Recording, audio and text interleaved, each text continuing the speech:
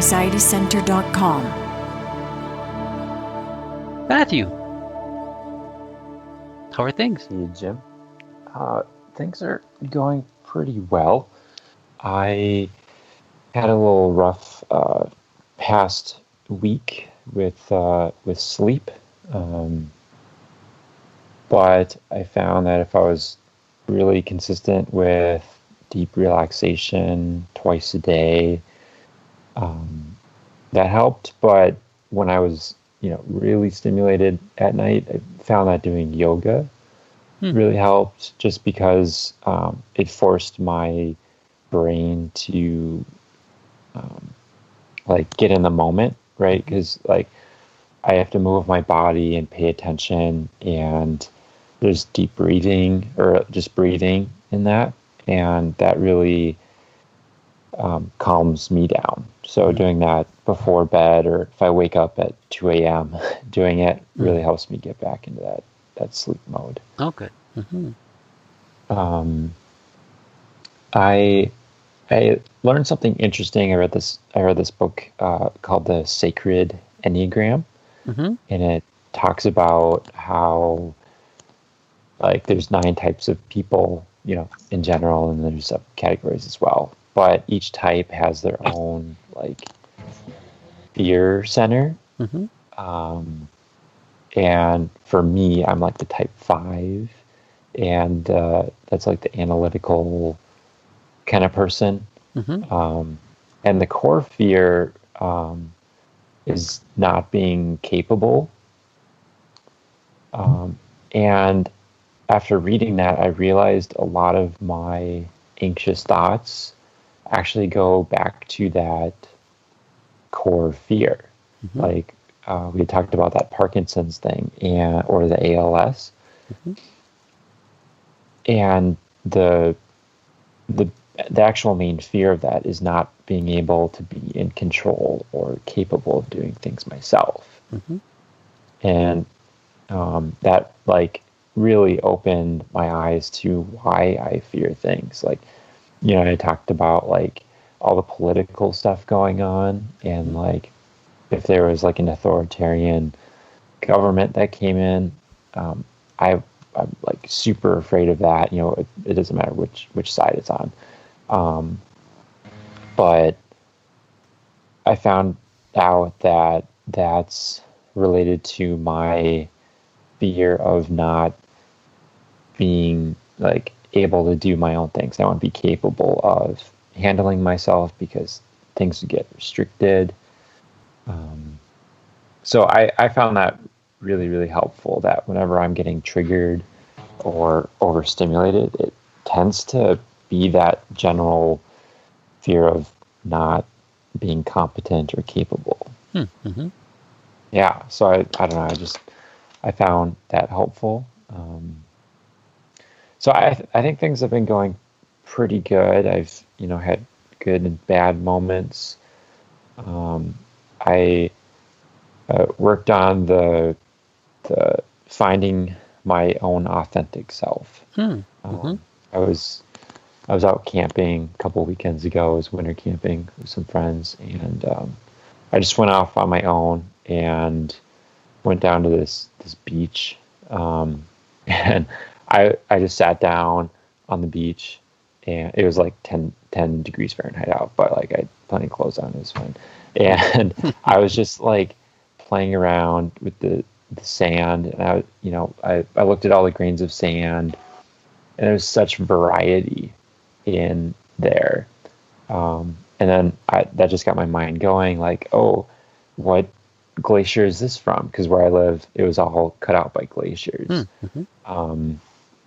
And then I did some rock balancing, where you stack round rocks, and it's just this completely impractical thing and super childish.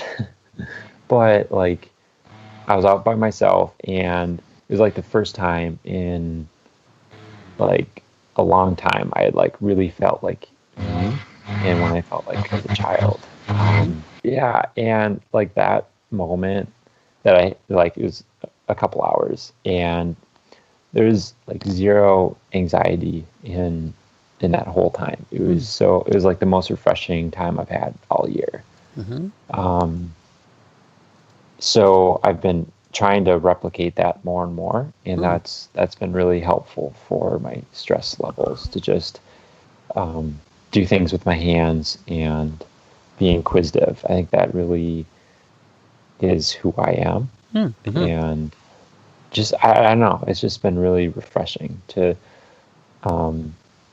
not be striving for all of the stuff I have been. It's just a good break from all of that. Oh, good for you. I don't know if I particularly have a question. Oh, it's good. But is that like on the right track of where I need to be going? Well, I think anything that expresses who you are and doing the things that you connect with is real important. That is your character. The thinker part of you, thinkers need time to think. They need that isolation, not to be bombarded. And sometimes it's just nice to think of nothing, like you were talking about, the sand and thinking about those things.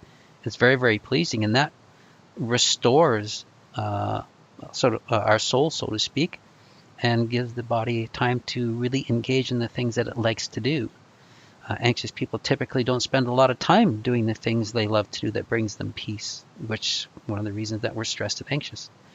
So doing those things is wonderful. Absolutely. Yep, you bet. It's interesting. I wanted to comment too on the fear of not being capable. So where do you think that threat came from? Where do you think that fear was internalized? That's a good question. I think it comes as a kid, like, I think there's some of that social aspect where I didn't have a lot of social capability. So I really found my identity in like being capable on my own.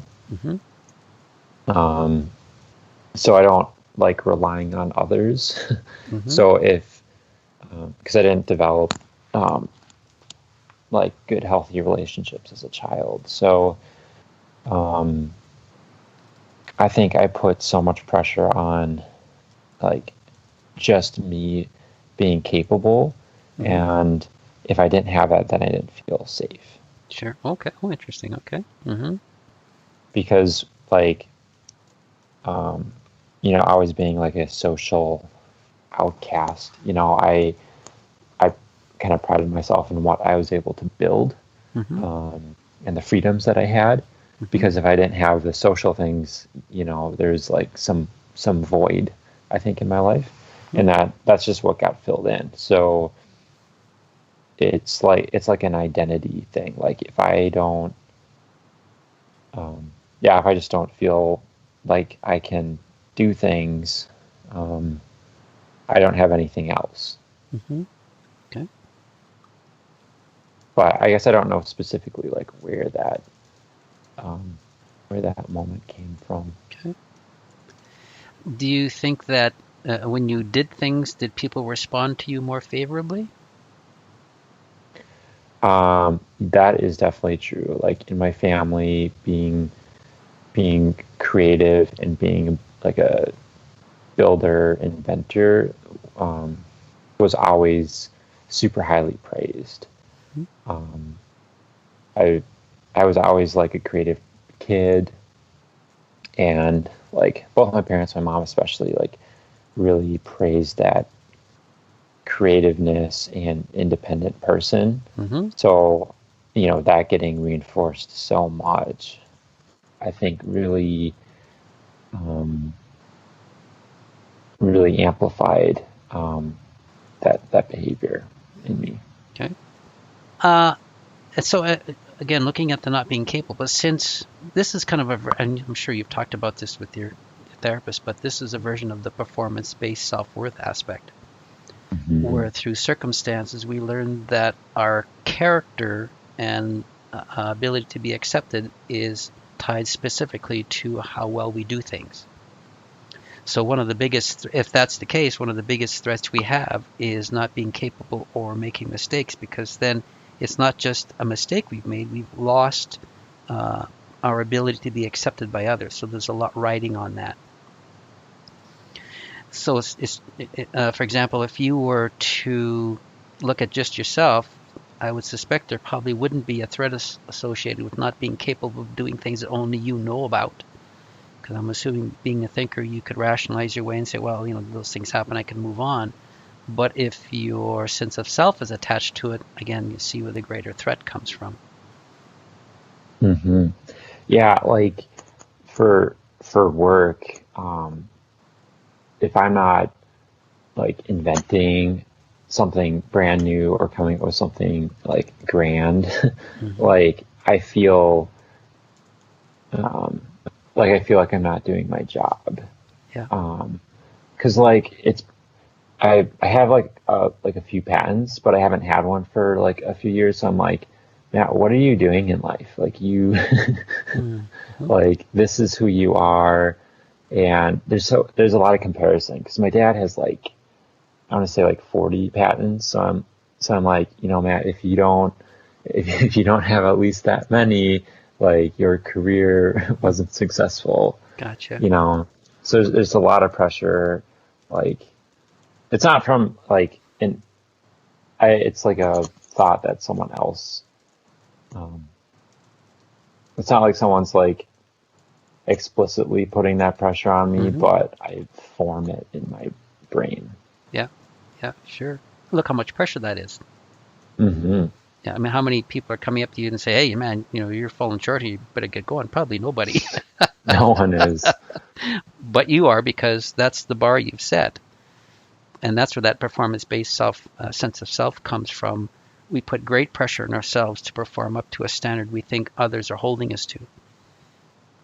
Yeah, for sure. And it's so interesting how like one's brain gets on this track. Like for me, every day I feel like, oh, someone's going to figure out like I'm not working hard enough, and then like last week I had my performance review and it went really good. Mm-hmm. And it's just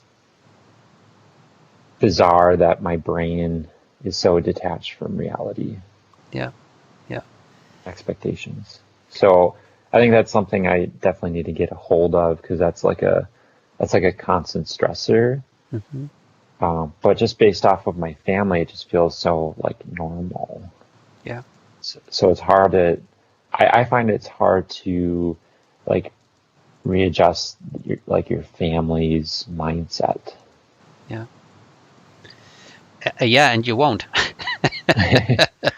Right. Yeah, you can't change other people's mindsets. They have to do that work on their own, and if they're not, doing therapy themselves, then it's unlikely they're going to change.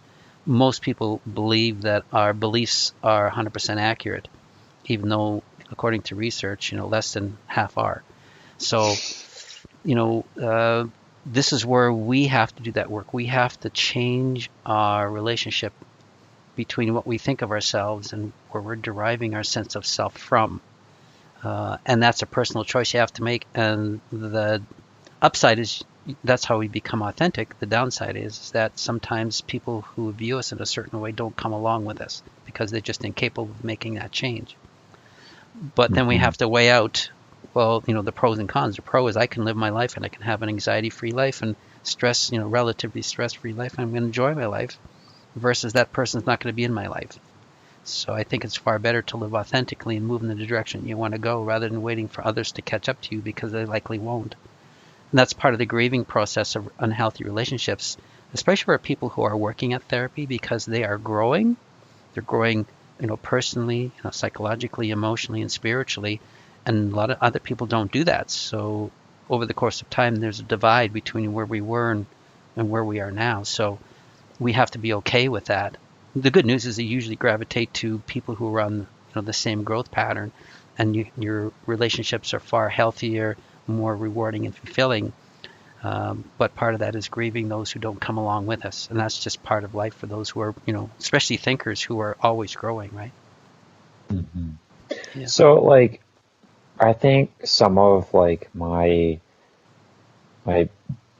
my anxiety behaviors come from like family issues or what I had perceived were expectations. But then like when I actually talk to my parents, like there's not that expectation at all. Mm-hmm. So like that is, and I think my parents are very healthy.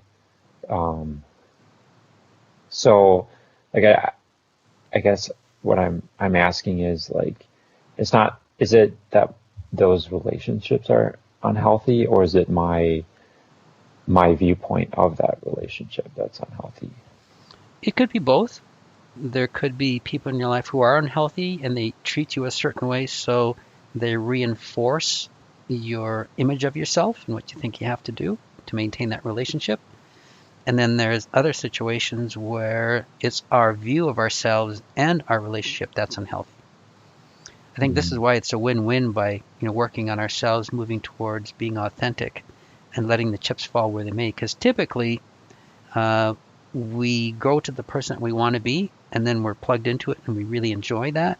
And then we're more okay with those who don't come along and accept us that way. And typically, there's just a few in that group. Most people will adjust their view of us by the way we manage ourselves. Some people will be resistant at the beginning because change is hard for people, but as we change and hold good boundaries, their view of us changes and it becomes healthier. So during that process, sometimes we just have to be a bit more patient and grace-filled as they come along and change their view. But for me, the number one thing is personal development, and then let the chips fall where they may. Healthy boundaries, personal development, can't go wrong, I don't think. Mm. Okay, I think that makes sense. Yeah. Um, And it will be. I just want to reinforce. There is a lot of times when our view of ourselves and relationships is the problem. We just have this unhealthy view because of some of the conclusions we made in childhood. For example, if we have parents who were successful, and then we arrive at a conclusion, well, I have to be equally or more successful just to be equal to them. And if that becomes our mindset, then we carry that through adulthood, even though that wasn't the parents' expectation at all. They were fully, loving and accepting of no matter where we were. So that's some of the work we have to go back and change, and we can do that by looking at those pivotal moments when those decisions were made and saying, well, wait a minute now, I arrived at this conclusion because of what? And was those circumstances true? Did I make the right conclusion based on those circumstances? We do that through the timelines um, portion of therapy, where we go back and look at those key moments to see where those decisions were made. I'm sure you've probably already done that already. Stacy's been on my case about that, and I haven't I haven't done that yet, but Okay. yes, And, that's on my to-do list. oh, good. I know a lot of people don't like doing that because they say, well, it's in the past, it's in the past. And we don't go back to the past to do anything other than to look at the decisions we made. And did we make the right decisions based on the actual circumstances? And a lot of times we don't. And so we go back and say, well, I adopted this performance-based sense of self back then because I thought X, Y, Z. And then when you look at the circumstance with an adult, I'd say, I guess that wasn't a very good conclusion. It's an immature conclusion, but it's not appropriate for me, and I don't want to carry this belief system around anymore. And so that's this where we go back and do that. Yeah. So good for you. If it's on Yeah, your list, I would encourage you to do that. Yeah. yeah, I had done like a similar exercise like years ago with another therapist. He called it the kid. So Hmm. he had he had me watch the movie The Kid. It's with like Bruce Willis. He's like this very successful publicist, kind of immoral, and he comes down with this like panic attack, is like going crazy, seeing himself as a younger person who's like 12 years old, and then just like a story about like him like um, learning from his child self and then becoming more of his who he should be, and then you write a letter to yourself as a kid, but with your non-dominant hand, and then you have a conversation. And I found that was kind of helpful because it's like there's a lot of stuff in my life that like the younger self of me would be like, why on earth are you like putting so much value on this? Like finances right now. So Yeah. I found that it's kind of similar. Yep. It's a similar effect. Yep. Absolutely. You bet. Yeah. Because again, a lot of times, most of us live with the beliefs we established when we're kids, using, the brain we had when we were 5. And then we firmly believe those beliefs are true and we live our lives that way. Well, and a lot of times they're just not true at all. So this is going back and look at those is really helpful to what behaviors do I have now? Where they become established? What conclusions did I make back then when I established that? And is it true for me today? What belief system do I want now? And so we can, fortunately, as I was mentioning earlier, we have a lot of say over what the brain does. We just have to, get really good at programming into it what we want to have instead of what's, sort of got there by default. Mm-hmm. Okay. That sounds good. I'll certainly be working on that. It's also like really fun to like look back and do not like childish things, but things I used to be interested in the past. Yeah, totally. Yeah. So it makes you feel alive almost. And it's a nice way to remember key parts of your life. There's good things there too. So it's a nice thing to do for those who are willing. I know we see resistance from people doing that because of some of the things I mentioned earlier, but it's really valuable when it's done in the right way. So yeah, good for you. Yeah, I love the fact that you're moving towards your authentic self. That's perfect. Yeah. Mm-hmm. I for sure have relapses, but Yeah. That's just part of the journey, I guess. It is. Yeah. It's it's not a straight line. It's up and down, back and forth, all over the place, and then you settle. And but that's the work we do for sure. Yeah. So good for you. Yeah, I think the advice you gave me of like of what someone told you that you're a square peg trying to fit into a round hole, and like I think that's true of my life too. Like my mom had always said, Matt, you march to the beat of your own drum, like not to anyone else's. And for me, that's very true, and it causes some like I think relationship conflict because a lot of my friends come from like public institutions where I think there's like a cookie cutter life that they kind of tend to live towards. So it like I think maybe they don't quite understand my life's desire, but I'm becoming more and more okay with that as time goes on. Right. Yeah. Good for you. Yeah. And it takes time to discover our authentic self and then to explore and to use it and to find our way. And again, it is up and down, back and forth. And, there is some stress attached to it because we're doing things that are new, but it's certainly well worth it over the course of time. You bet. Yeah. And it's very relaxing. Like it's definitely calming and helps with my anxiety because I'm like not giving into, social pressure or like trying to fit a certain mold. Yep, totally. Takes the pressure off. Sure does, yeah, and takes the pressure off the nervous system. As a thinker, that's important because, the mind's always going, so having those moments where you feel plugged right in and at peace is so valuable. So yeah, you do them as often as you want, yeah. Okay, I've taken up a lot of time here, Jim, but I appreciate conversation. Oh, me too. I appreciate getting caught up. Well, I wanted to thank you all for joining in the conversation. Hope the information that was shared was helpful. Certainly encourage you to keep working towards your recovery. You will get there. It just takes time, especially when the body's really wired. It can really feel like a bumpy ride, but thankfully, the body does settle when we do the right things. It takes time. As we ride it out, we become more accepting of the strong feelings of anxiety. They don't spook us. As I was mentioning earlier, talking about the stuck thoughts, a lot of times we'll do the what if this happens and what if that happens. That scares ourselves, and then we think, oh my gosh, what if I keep doing this to myself? It's really just fear on fear. Thankfully, we're in charge of our thinking. We can choose what we dwell on. When we recognize, if we're sticking on a stuck thought and we're fearful that it's going to stick, it's really just worry. That's the problem. It's not actually the thought at all. So if you decide to not to worry about it, it's amazing how quickly those things can melt away. So, encourage others who are listening regarding the stuck thoughts. That's what's going on. It's worrying about worry. We don't like the feelings. We worry about it. We think it's going to ruin our life, but we're in charge of worry. We don't have to dwell on any of those things. When we realize it's really just an empty threat, they do melt away. And Carol, you had mentioned in a text earlier that some of your thoughts are coming back about, sort of being stuck on your thoughts about your ex-husband and what happened there. Again, it's very similar. We start to worry about those things and think that they should be gone by now, and we give them more credit than what they're due. We make them into things that they aren't, and it's our construct of those ideas that become the problem. It's actually not the problem at all. So we want to change the messaging we say to ourselves.